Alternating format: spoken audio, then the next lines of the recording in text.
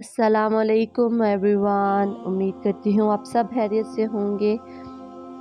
और आज हम पार्ट 3 सूरह साका स्टार्ट करने से पहले मैं सबसे गुजारिश करना चाहूँगी कि प्लीज़ मेरे चैनल को सब्सक्राइब करें, लाइक करें और इसको शेयर करें। सो स्टार्ट करते हैं। औज़ु बिल्लाहि मिनश शैतानिर रजीम, बिस्मिल्लाहिर रहमानिर रहीम। आज आयत नंबर 26 से 29 तक। सो तर्जुमा उसका करते हैं। तर्जुमा। ए दाऊद, बेशक हमने आपको ज़मीन में नायाब पैदा किया है, तो आप लोगों के दरमियान हक़ के साथ फ़ैसला कीजिए और ख्वाहिश की पैरवी ना कीजिए, तो वो आपको अल्लाह के रास्ते से भटका देगी। बेशक जो अल्लाह के रास्ते से भटक जाते हैं उनके लिए सख्त अज़ाब है, इसलिए कि वो हिसाब के दिन को भूल गए। और हमने आसमान और ज़मीन और जो कुछ इनके दरमियान है उसे बेकार पैदा नहीं किया। ये तो सिर्फ़ काफिरों का ख्याल है, तो काफिरों के लिए जहन्नम की आग से तबाही है। क्या हम कर देंगे इन लोगों को जो ईमान लाए और उन्होंने नेक अमाल किए उनकी तरफ जो ज़मीन में फसाद करने वाले हैं, क्या हम परहेज़गारों को बुरे लोगों जैसा कर देंगे?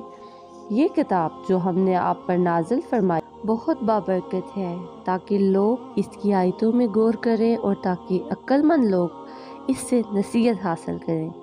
दोस्तों, आयत नंबर 26 में हज़रत दाऊद अलैहिस्सलाम की खिलाफत का जिक्र है कि मुकदमे वाले वाक़ये के बाद अल्लाह ताला ने हज़रत दाऊद अलैहिस्सलाम को खिलाफत अता फरमाई और उन्हें ज़मीन पर अपना खलीफा मुकर्रर किया।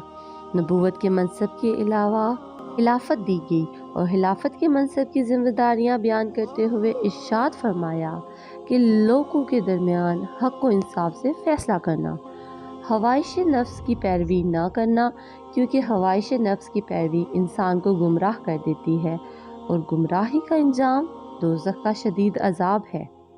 इसी तरह 27 और 28 आयात मुबारका में आखिरत की जज़ा और सज़ा और कुरान की फजीलत बयान की गई है।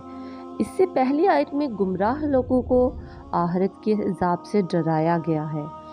अब ये बताया जा रहा है कि वो दिन ज़रूर आएगा। अल्लाह ताला ने इंसानों और जिन्नों को बेमकसद और फजूल पैदा नहीं किया, बल्कि अपनी इबादत और इताअत और बंदगी के लिए पैदा किया है, बल्कि इस कायनात को एक मकसद के तहत बनाया है। लेकिन अक्सर लोग नहीं जानते। फिर आखिरत में सबके माल का हिसाब होगा। आयत नंबर 29 में ये बताया जा रहा है कि दुनिया में ज़िंदगी गुजारने का सही तरीका क्या है। दोस्तों, दुनिया में ज़िंदगी गुजारने का सही तरीका ये है कि कुरान करीम के अहकाम की पैरवी की जाए और उनके मुताबिक ज़िंदगी गुजारी जाए। इसमें इंसान के लिए दुनिया और आखिरत की कामयाबी और सादतमंदी है। दोस्तों, क्या आप लोग जानते हैं नबी पाक सल्लल्लाहु अलैहि वसल्लम जब हज़रत दाऊद अलैहिस्सलाम का जिक्र करते तो उन्हें अब्दुल बशर, सबसे ज़्यादा इबादत गुजार इंसान के कहकर उनका जिक्र करते थे। और हज़रत अब्दुल्ला बिन उमर रज़ी अल्लाह ताला अन्हा से रवायत है कि नबी करीम सल्लल्लाहु अलैहि वसल्लम ने फरमाया, दाऊद अलैहिस्सलाम की नमाज और उनका रोज़ा अल्लाह को नहायत पसंद था। वो आधी रात तक सोते और तिहाई रात क़याम करते थे, फिर रात का छठा हिस्सा सोते थे। एक दिन रोज़ा रखते और एक दिन छोड़ देते। सही बुखारी की यह हदीस है। तो नेक्स्ट आयत का तर्जुमा स्टार्ट करते हैं। और हमने दाऊद अलैहिस्सलाम को सुलेमान अलैहिस्सलाम अता फरमाए। वो कितने अच्छे बंदे थे। बेशक वो बहुत रुजू करने वाले थे। जब शाम के वक्त उनके सामने पेश किए गए उम्दा नस्ल के तेज़ रफ्तार घोड़े, तो सुलेमान अलैहिस्सलाम ने फरमाया, बेशक मैं पसंद करता हूँ माल घोड़ों की मोहब्बत को अपने रब की याद के लिए, यहाँ तक कि घोड़े पर्दे में छुप के। फिर फरमाया, इन घोड़ों को मेरे पास वापस लाओ। तो उन्होंने उनकी पंडलियों और गर्दनों पर हाथ फेरना शुरू कर दिया। और यकीनन हमने सुलेमान अलैहिस्सलाम की आजमाइश फरमाई और उनके तहत पर एक जिस्म डाल दिया। फिर उन्होंने अल्लाह की तरफ रुजू किया। उन्होंने अर्ज़ किया, ए अल्लाह मेरे रब, मुझे बख्श दे और मुझे ऐसी बादशाहत अता फरमा कि मेरे बाद किसी को मैसर ना हो। बेशक तू ही बहुत अता फरमाने वाला है। دوستو آیت نمبر 30 کا مفہوم کچھ اس طریقے سے ہے کہ اس سے پہلے حضرت داؤد علیہ السلام کا قصہ بیان ہوا ہے، یہاں سے ان کے بیٹے حضرت سلیمان علیہ السلام کا قصہ شروع ہوتا ہے۔ حضرت سلیمان علیہ السلام کو بھی اللہ نے بہت سے انعامات سے نوازا تھا تاکہ وہ اللہ کا شکر ادا کریں۔ ارشاد ہوا کہ ہم نے داؤد علیہ السلام کو سلیمان نامی بیٹا عطا کیا جو بہت نیک و صالحہ بندہ تھا، ہر حال میں اللہ کی طرف رجوع کرنے والا اور اس کا ذکر و تسبیح کرنے والا تھا۔ آیت نمبر 31 سے 33 میں حضرت سلیمان علیہ السلام کا ایک واقعہ بیان ہوا ہے۔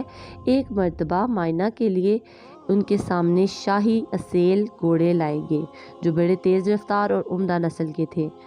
انہیں دیکھ کر حضرت سلیمان علیہ السلام کہنے لگے، میں نے اپنے رب کی یاد کی خاطر جہاد کے ان گھوڑوں کے مال سے پیار کیا ہے۔ پھر جب وہ تیز رفتار گھوڑے دوڑ میں اتنے دور نکل گئے کہ آنکھوں سے اوجھل ہو گئے تو اس پر انہوں نے حکم دیا کہ ان گھوڑوں کا میرے پاس لایا جائے۔ جب وہ گھوڑے واپس آئے تو حضرت سلیمان علیہ السلام نے ان گھوڑوں کی پٹلیوں اور گردنوں پر شفقت و محبت سے ہاتھ پھیرنا شروع کر دیا اور ان کی حاضر مدارت کرتے رہے۔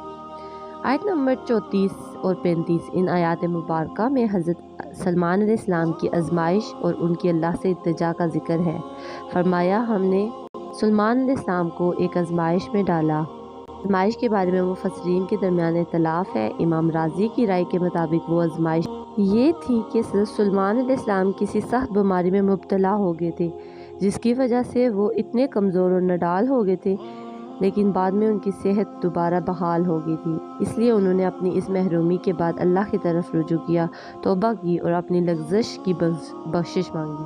حضرت سلیمان علیہ السلام نے اپنے لیے مغفرت و بخشش کے لیے علاوہ وہ یہ دعا کی، اے میرے رب، مجھے ایسی بادشاہی عطا فرما جو میرے سوا کسی کو نہ ملی ہو، بے شک تو بہت کچھ عطا کر دینے والا ہے، میری اس دعا کو قبول فرما۔ اللہ نے ان کی دعا قبول کی اور انعامات سے نوازا، جس کی تفصیل آنے والی آیات میں ہے۔ انشاءاللہ ملتے ہیں کل نیکسٹ ویڈیو میں۔ جزاک اللہ، خدا حافظ۔